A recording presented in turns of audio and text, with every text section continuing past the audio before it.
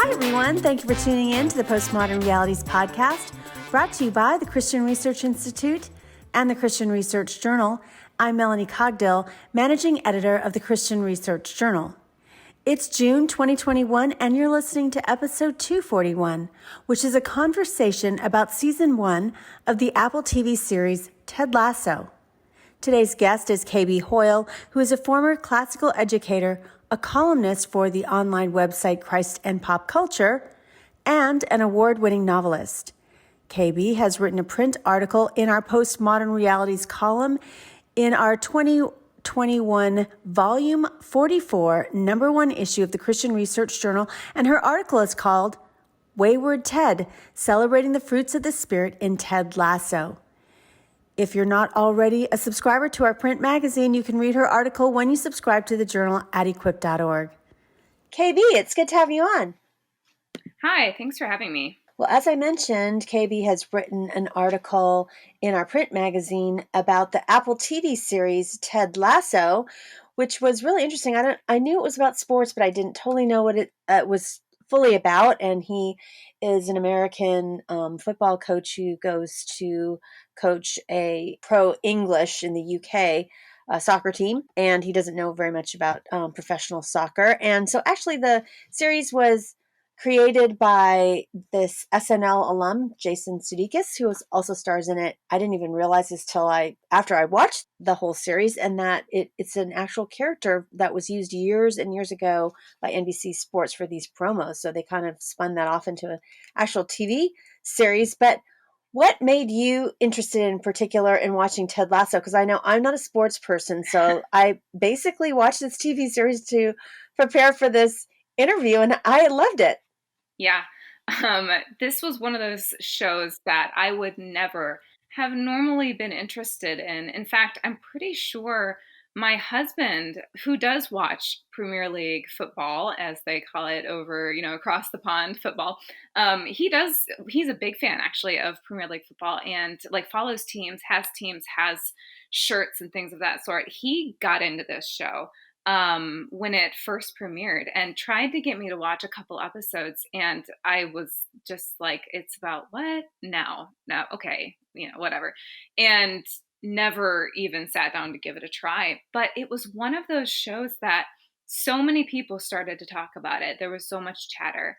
And it truly became this word of mouth sensation. And people who I trust, you know how that goes.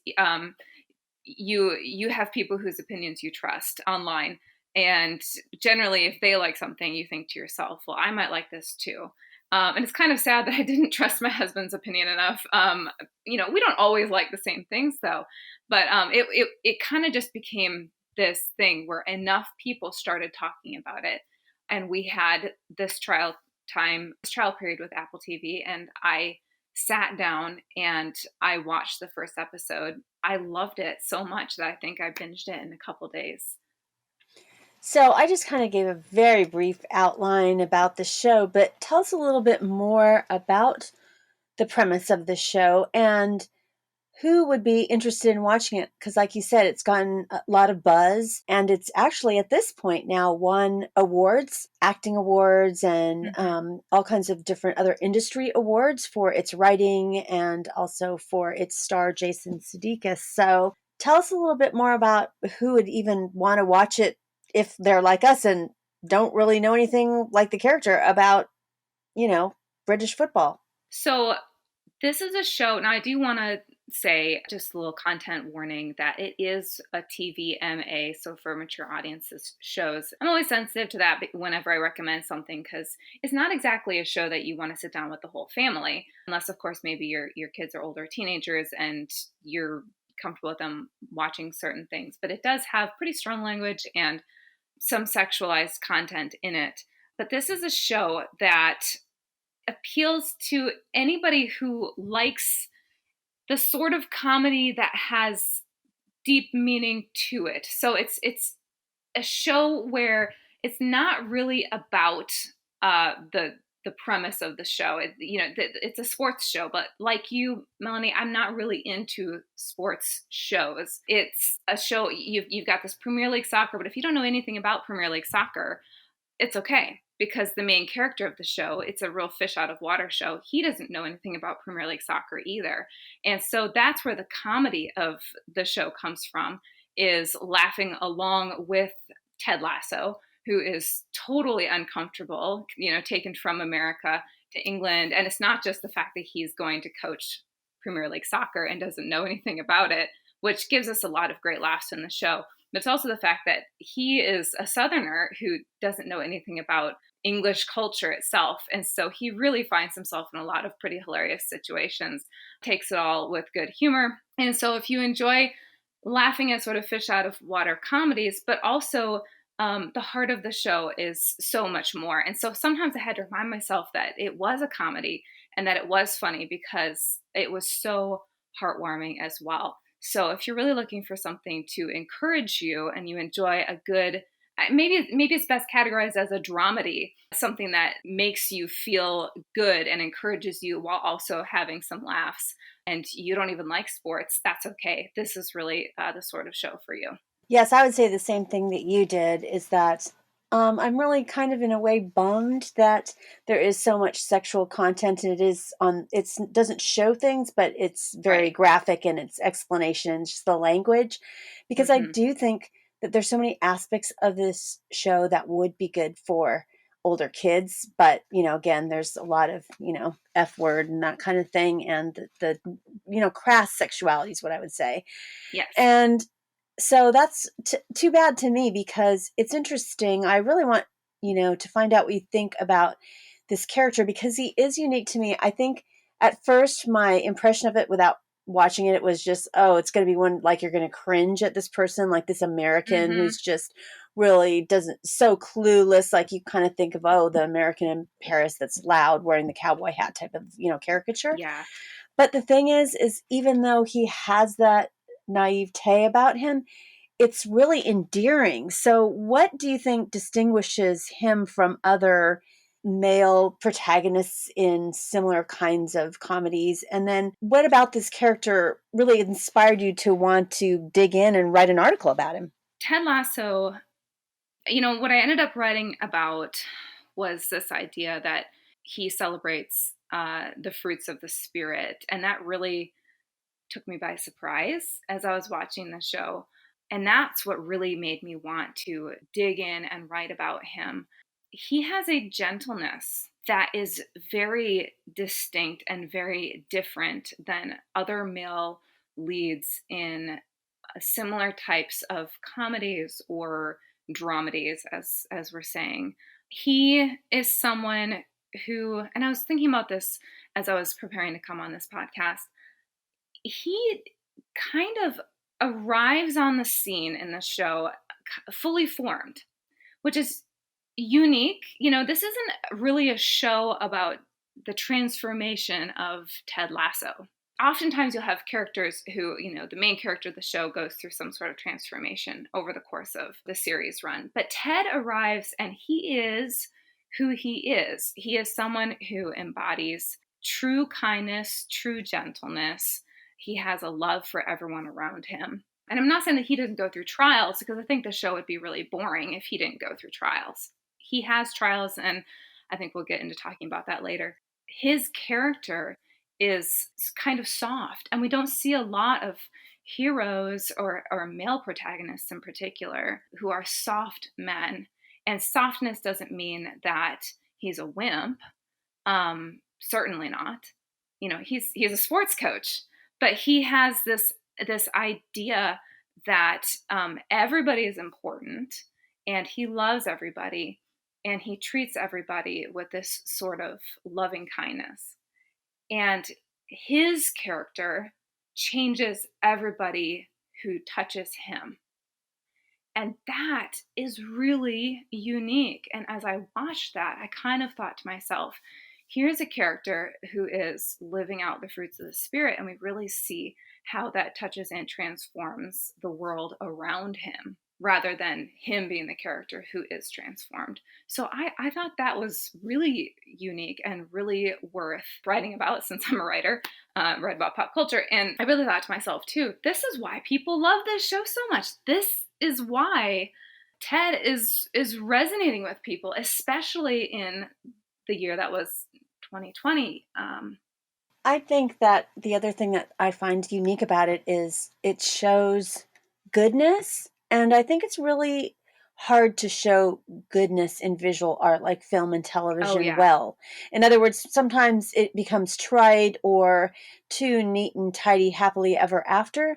But this Hmm. shows goodness over a period of time. And maybe that's why it helps that it's in a TV series, not a movie. It's not so much this redemption arc for him, which usually happens to main characters. It's just other people have redemption arcs around him, which I find really fascinating. And and again, his goodness isn't in kind of a clueless way. It's just that he honestly, sincerely tries to take any situation, even when people are making fun of him, and turn it in a way that he tries to encourage the other person, which is really interesting. There's really no guile in him, you know? No, And I found exactly. that fascinating. Yes, the goodness of Ted Lasso is not fake. And like you said, there's no pretense. It's truly like objective too. He's just this ray of sunshine that comes in and illuminates the shadows. It's fantastic. And he's not like a Pollyanna, I think is something I say in my article. There's nothing kind of wishful thinking about him. He brings out the goodness in other people. You're listening to episode 241 of the Postmodern Realities podcast, brought to you by the Christian Research Institute and the Christian Research Journal. Today's guest is KB Hoyle, who has written a print article in our Postmodern Realities column in volume 44, number 1 of the print issue of the Christian Research Journal. Her article is called Wayward Ted, Celebrating the Fruit of the Spirit in Ted Lasso. You can read her article when you subscribe to our journal. If you're not already a subscriber, at equip.org, and it is $33.50 for a subscription. Well, this time I would like to ask you, in addition to please giving us a rating and review on Apple Podcasts, that really would help us out, especially if you do a short written review, but a starred review is wonderful as well, is to think about partnering with us in the month of June, since it's the end of our fiscal year. And every time during the year around this time, we do kind of a focus on becoming a partner with us by donating to the Christian Research Institute. And when you do that, you help the Christian Research Journal meet its budget. And as part of the budget, we do have writers that we pay, like KB Hoyle and many others that you hear featured on this podcast. And it allows us to continue to bring you this podcast, as well as to continue on with the mission of the Christian Research Journal, where we bring you in-depth articles on apologetics, discernment issues, ethics, and also Christian living, and helping you to draw closer to Christ in your relationship with Him. So please do consider going to equip.org and hitting that donate button and becoming a partner specifically for the outreach of the Christian Research Journal. And thank you so much for your consideration. Well, you're just noting actually, that Ted Lasso debuted last year in 2020, which we all know was a huge worldwide event for COVID-19, which caused a lot of people and countries and cities to go in lockdown, where people were spending a lot of time basically at home, not able to go anywhere. And so there was probably a lot of streaming of various shows going on. So why do you think, 2020 was the perfect year for this kind of show, or for Ted Lasso in particular to debut? I think there's the obvious. First of all, that there were a lot of depressed people. I was one of them. I think just all the trials and challenges that COVID-19 brought into our lives, whether it was being shut up at home away from people that we would normally be seeing, economic devastation, job losses, loss of life, obviously. I just think people were going through a really hard time, looking for inspiration and encouragement and hope, and works of art, shows, stories, anything that can lift people up and encourage them to look up rather than to keep looking down, as it were. Is and to bring us out of any this degrees of depression. These sorts of things are good things, and Ted Lasso was one of those shows for people. So it made people happy, and I heard that over and over again. And obviously it has limitations because it is just a television show. So it has its natural limitations there, in that it's going to be a temporary happiness, but it did act on people in a certain way. So that's the first kind of obvious surface response. But I think that Ted Lasso did more than that too. Through the character of Ted Lasso, he, as a main character, he showed that he kind of gave us the antithesis of what a lot of people were getting in politics and things like that, where we were in this political season where winning was everything. Being greatness is being defined as this sort of, you have to win, you have to be a big man, and truth can be whatever we want it to be. Winning was this sort of ultimate morality. It was a message that people were getting constantly. We have to gain power, we have to maintain power. Obviously it was an election season, and there was a lot of this sort of message out on social media. There was a lot of confusion. A lot of Christians were kind of buying into this. Ted Lasso was a sort of character who, as a man, and I do think this is important that it's a male character, because manliness is so often kind of portrayed in media, in stories, as having this bravado, and you have to be big and strong and great to be a great man. Ted Lasso kind of rejected all that. He said winning is not the ultimate morality. The person is more important. We have to love and see the person. In that sense, I don't know if this is a bit of a stretch, but to me, Ted Lasso is a pro-life show. It's not about this message of, it's not about winning the game, whatever the game itself is that you're playing, if the game is a metaphor for life, but it's about each individual life being important. One thing I wonder sometimes is, why do people rewatch television shows or episodes, favorite episodes? I just think, why would they even do that? But I have to admit, for the first time in my life, I went back and watched a scene in Ted Lasso, I think 2 or 3 times. And I don't want to give too many spoilers, although whenever we have a TV series review, I always say that we do have spoilers. And it's this scene in a bar kind of late in the series. It's almost at the end, where he's in a kind of a duel contest playing darts with another character that's kind of portrayed as one of the evil characters in this show. And the thing that he talks about, this Walt Whitman quote, which I'd like to look up. I don't know if that's truly a Walt Whitman quote, if they made that up, but he gives this quote of, it's good to be curious, not judgmental. And I thought that was really, that could be one of those, cheesy posters where you see kittens on them or something, but it actually made me think in the context of how they wrote that scene. And I went back a few times, and it wasn't because it was heartwarming, but it was really thoughtful. Like, and you just mentioned we've been in a political season, and not just politics, but in our country in general. Yeah. We are a little bit more divided now over many subjects. It doesn't have to be political at all. It could be school choice. It could be, Right. Anything. It could be our sports teams, or, whatever we like to do. That somebody else might do something different than us. And so I liked that quote, and it made me think about, what is it like, because that's what Ted was really trying to do. And I realized that because it's late in the series, that all these other times when he was asking someone, then they were trying to be dismissive of him. It wasn't that he was trying to be sarcastic back to them. He really wanted to know, well, tell me a little bit about this. So why is this? And then just people are looking at him like, you're so weird. But I think he was honestly trying to be curious about other people. And so I looked at that, a couple of times, because I just thought that was just a wonderful scene. The title of your article specifically says Wayward Ted. You call Ted wayward. So what do you mean by wayward? I'm really curious because when I read that, I'm like, oh, I don't know that I think of Ted Lasso as the character as wayward. What were you trying to communicate with by using that word? Right. Well, and obviously, I can't take credit for coining that. That comes from the show itself. So, part of the story, again, we're going to try to avoid too many spoilers because if anybody is listening to this who has not watched, of course, I want you to go and watch if you're comfortable with the content, of course.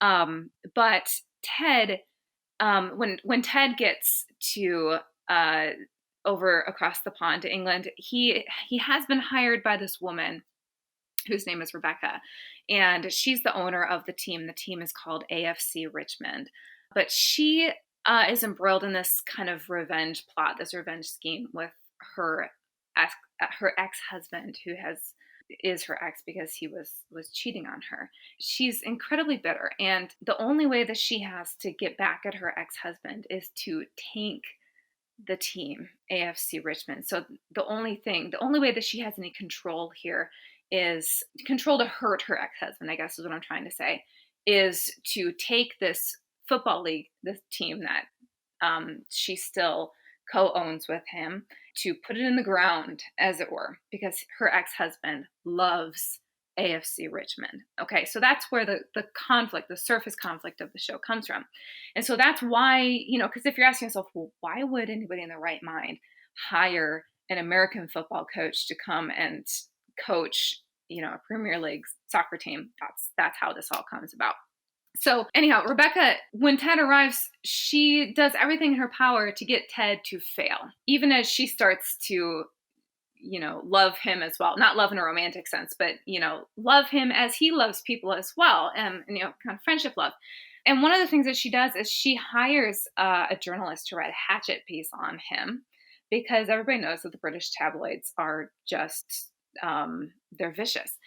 So this journalist follows Ted around and spends the day with him because Ted is who he is. So Ted just invites him to have conversations and to spend the day with him. And the journalist finds that he absolutely cannot write a true hatchet piece on Ted because Ted is a really great guy, actually. But the journalist writes this piece and is the one who calls him Wayward Ted. And it basically talks about how Ted is going to be a terrible soccer coach, but is actually a really, really wonderful man because Ted is someone, and here's a quote from the piece: "In an industry that celebrates ego, Ted reins his in."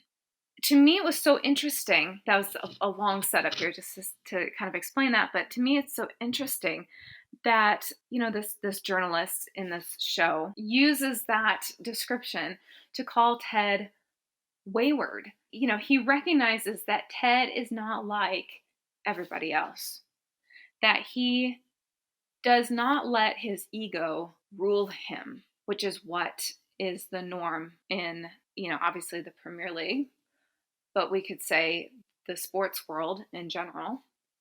And maybe they're even making a greater statement about the men in general. I'm not sure, but it's something to ponder.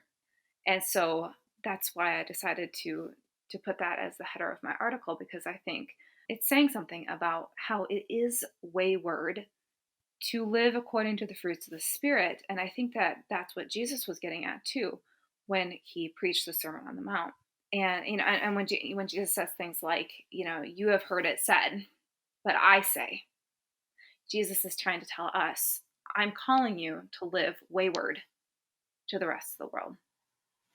You just mentioned that, Ted reins his ego in. You also write in your article, ego and virtue make poor bedfellows. What did you mean by that? Yeah, this was one of those things where I kind of felt like I could have written a whole other side article just on this concept, because virtue. Okay, so this term has gone through some evolution over the course of time. We understand virtue, to mean, most people, when you say the word virtue, we understand it to mean things like the fruits of the Spirit, right? love, joy, peace, patience, kindness, goodness, faithfulness, gentleness, and self-control.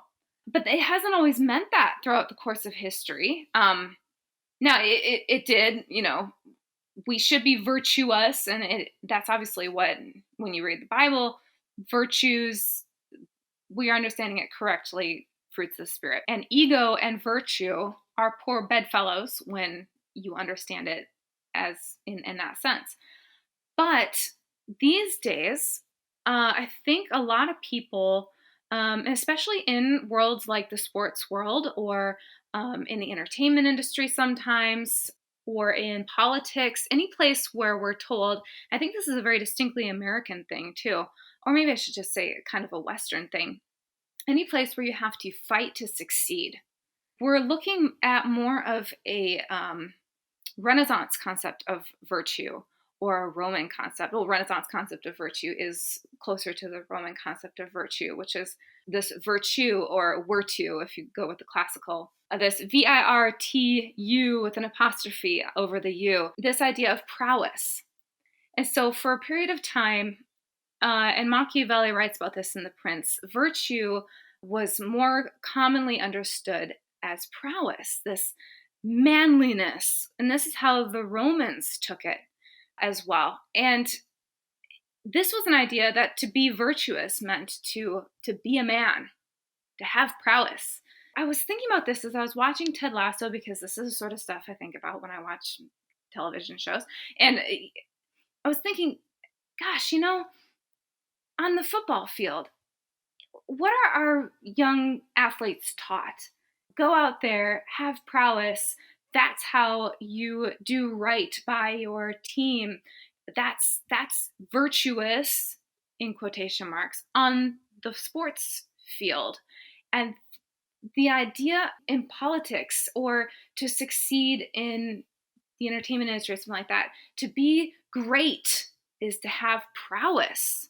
That's a misunderstanding of what virtue is. And I think that we need to recapture virtue as the fruits of the Spirit. And I love to see a show like Ted Lasso come along, where we have a sports, I think this is so important that this is sports, where we have a sports coach who is teaching his athletes that virtue is not prowess. That virtue is, in fact, love, joy, peace, patience, kindness, goodness, faithfulness, gentleness, self-control. Because I don't think that is what's usually taught on the sports field. It is totally at odds with ego, but ego is comfortable with prowess. Ted is he's doing things differently than I think our young athletes are usually taught, and I think we get out of Washington or even Hollywood, and I love to see it.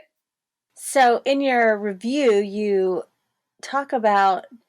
point out that Ted is a Southerner. You mentioned that at the beginning of this interview. You also note that it's important for this character to be smart. And now he might not know that much about this particular game, soccer at a professional level, but he doesn't come across as dim-witted.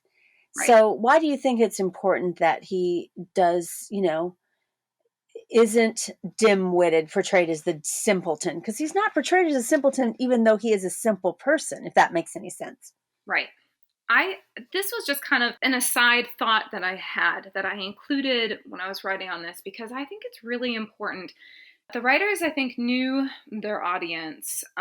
Sports, now we lived in the South for 14 years, although we're not Southerners. Sports are huge in the South, especially football. And Southerners are very proud. And I don't say that in a bad way, of course, but they have a lot of pride, and especially a lot of pride in their sports and whatnot.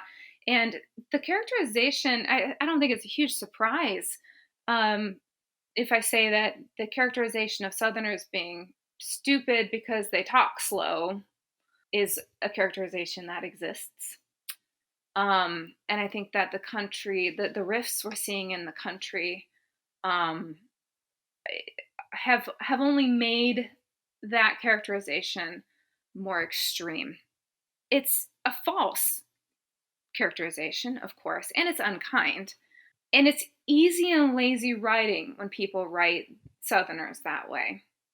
So I think it's important that they made the character of Ted Lasso a Southerner who is smart and kind, because it's important for Southerners to be portrayed that way in entertainment. It's just an important representation on the screen, and it's something that will help endear the audience and the intended audience to the show as well, because this show has a lot to say also, particularly to a Southern audience, about things that I've also been talking about, having to do with virtues that we need on the field and rejection of prowess and rejection of ego, things of that sort. You kind of mused over this podcast about different, how Ted, the character, it's important that he be a man, and also just like different ways in which manliness is portrayed in this character compared to what we might see typically when you talk about the sports world, like you noted about the idea of winning and always being out to win, and that, just that's so prevalent among just how sports figures in general are portrayed, and just maybe some of the ethos that they hold to as they, try to achieve greatness in sports, whatever that might be. And so why do you think that Ted's manliness is countercultural to that kind of, win at any cost type of portrayal of, success for men? I just don't think, and especially, I'm a mother, I'm raising 4 boys. I don't think that men are taught that it's okay to lose. I think that, and again, especially because we lived in the South for 14 years, and I'm not saying that this doesn't exist in the North. I think it's kind of an American concept entirely, or especially, I guess I should say, but kind of this bootstrapism that we have in America. This idea that to succeed at life, you have to win. And if you're going to be a good provider, you have to be a winner. And manliness is tied up with all of this bravado, this being a winner. That's how you succeed. And if you don't do these things, then you are not really a man. And it's just this whole culture of manhood that we see, and it's not. I don't think men and boys. I think we're seeing a cultural shift. I think we're seeing more allowances toward being soft men, and softer, and more kindness and gentleness. But I don't think we're quite there yet. But we're getting there. But Ted being in the sports world, where we really don't see it being allowed very much. Because how are you soft on the field and then still encouraged to go and play? And because what we're not saying is that you have to go and be a wimp. And I think when men hear softness, they think wimp. And Ted embodies this character who is, like you said that before, he's not a wimp. He's tough, he's strong, but having the fruits of the Spirit does not mean that you go out and you can't kick a ball, or you can't be physically strong. It has to do with how you treat people, and that makes all the difference. And I don't think that as a culture we've been able to differentiate that and been able to teach our men and boys in particular how to do both things, how to have soft, and again, not wimpy soft, gentle characters, while also allowing them to be physically strong. So in that sense, I think Ted is such a good example of this, and he is a very countercultural character. Now, this part is a spoiler, so if someone doesn't like to encounter any spoilers before they watch something, stop this and come back to the podcast after. But in the show, Ted is having marital problems, and he does ultimately go through a divorce with his wife, who remains in America. while he is in England. And so some Christians that have watched the show have had some issues with this because of this divorce storyline. And not just that, but Ted meets up with one of Rebecca's friends and has like a one night stand with her right after he has signed these divorce papers. So does this particular, it's not a huge part of the plot, but this particular subplot, especially the, one night stand where he meets this friend of Rebecca's, does that contradict this compassionate character or this character that you're saying has fruits of the spirit? What are your thoughts about, this particular subplot of the series? You know, when I watched it, obviously I was disappointed, because you grow to love a character, and you're cheering for this character, and then they do something bad, or something bad happens to them, and then they do something bad, which was really the case with Ted. Is you knew he was having marital problems from almost the beginning of the series of the season, and then you have hopes that it will end a certain way, and then it doesn't, and then he has this one night stand. To me, it did not ruin his character, or change my mind about who he was as a person, or the virtues of the show, because I think if Ted was 100% like nothing bad ever happened with him or to him, then he would have become a Pollyanna. And I think his character would have been a little bit unbelievable. Like, wow, this guy it's just roses all around him. Everything is right for him. I think the show would have turned into a bit of the power of positive thinking. If you just wish hard enough and believe hard enough, then everything in your life will turn out great. And I don't think that I would have liked the show as much in the end. Rather, I think that the fact that Ted could not hold his marriage together, despite the fact that he desperately wanted to, and I think that is really important. He did not wish for his wife to leave him. He allowed her to leave because that's what she wanted. And then he had a dark night of the soul, as it were, and slept with another woman. But there was nothing about the way that they portrayed all of that in the show that made it seem like, wow, this was a really great thing that happened to Ted. Look how free he is now. I never got the impression that they portrayed it as being a really good thing that had happened to him. He needed to go through some struggles and trials because he's a real person, and that's what happens to real people. I thought it was actually important characterization for him. I also thought it was important because it gave Ted an opportunity to, it gave the audience an opportunity to see how Ted responds to trials, whereas before, people had been mean to him. People had called him names, and he had the trials of, okay, being an American in England. Well, okay. I mean, I've been an American in England. It's not really that difficult, but this was a real trial. These were not fish out of water trials. This was, his marriage fell apart, and then he slept with someone he barely knew. And we got to see him actually lose his temper, which he hadn't done, and how he would, and he treated some people kind of badly, which he hadn't done before. And then we got to see how he responded to that afterwards, how he repented and asked forgiveness from people. It was important. It was an important part of Ted's story, and it actually in the end reaffirmed the sort of person that he was.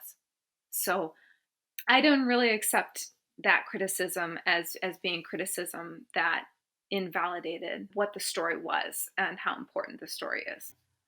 And one thing that I thought was really interesting in that whole storyline is one thing he notes when he's talking about his divorce, I don't remember where, or just the problems that he's having in his relationship with his wife, was that, they had been through marital counseling. And one of the things that was really getting on her nerves was that Ted was positive all the time. And she just didn't feel like life is that positive. Why can you be positive all the time? And so you kind of see him ruminating on just, the very aspects of what makes the character, and why the show is so unique in that way. Just how do you respond to criticism that someone says, well, you're just too positive and no one should be like that, So Yeah. I thought that was very interesting.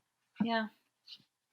So at the beginning of your article and also at the end, you say, as you've said in this podcast, that Ted Lasso is really a great story because it's not particularly about, soccer, aka football in Europe, but it's about the show itself. It's about the character.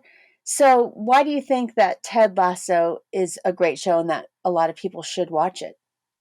It is a show about the people. It's a show that says person is more important than the outcome of the game. To me, sports are often used as a metaphor for life.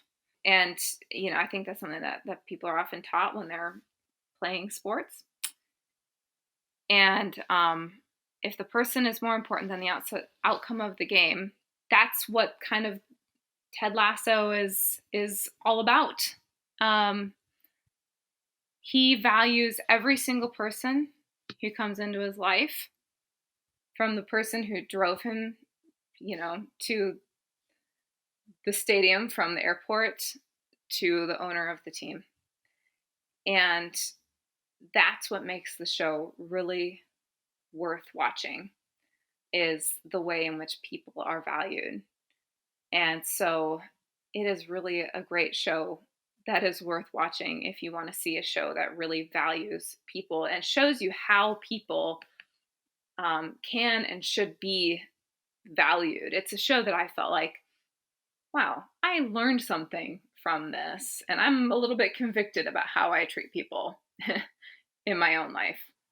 Yeah, I did think that, like I was telling you about that scene that really I connected to. I mean, it did make me think, not every time that you watch, television series that you do think, okay, what is this character like and what am I like? And I just thought about how encouraging of a person that he was genuinely, even to people who were, ridiculing him. So it did cause me to think about that, just like you were thinking about it yourself as it applies to you. Well, we're recording this interview, but right before the second season starts streaming. I think it's starting at the mid or end of July.